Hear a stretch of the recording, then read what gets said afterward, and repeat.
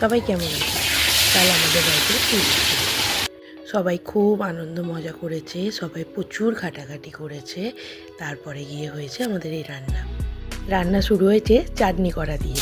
প্রথমেই মিষ্টি দিয়ে স্টার্ট হচ্ছে টমেটো খেজুর আমসত্ত্বের চাটনি। চাটনি তো প্রায় রেডি হয়ে এসেছে। এরপর হবে পাঁপড় ভাজা, তারপরে আলু ভাজা।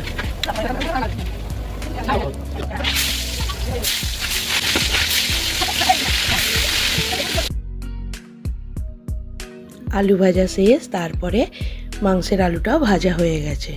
এরপর তোড়জোড় চলছে মাটনের। যখন মাটন রান্না বসে গেছে তখনও অর্ধেকের বেশি লোক এসে পৌঁছয়নি, দু একজনই করছে। চলো দেখা যাক। পেঁয়াজ ভাজা থেকে শুরু করে আদা রসুন কষানো, তারপর মশলা ভাজা, সব কমপ্লিট। এবার মাটনটা দেওয়ার পালা। রান্না হতে অনেকটা সময় লাগবে, তাই জন্য তাড়াতাড়ি রান্নাটা বসিয়ে দেওয়া হয়েছিল। ছোটরাও তো আছে, তাদেরকেও খেতে দিতে হবে।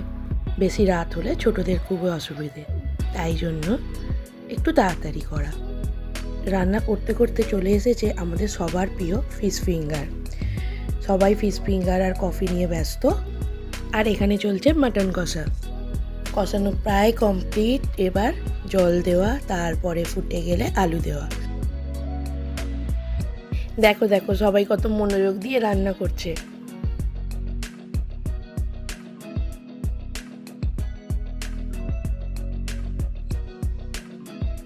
মাটন প্রায় হাফের ওপর রেডি। এবার আলুটা দিয়ে দিয়েছে।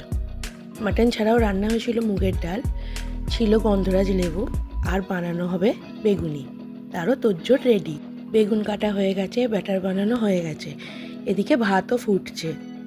ভাত রেডি হয়ে গেছে, এদিকে মাটনও পুরোপুরি রেডি। এবার কি? এবার চলো বেগুনি ভাজা যাক।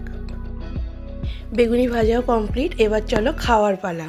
বাকি ভিডিও নিয়ে ফিরছি পরে।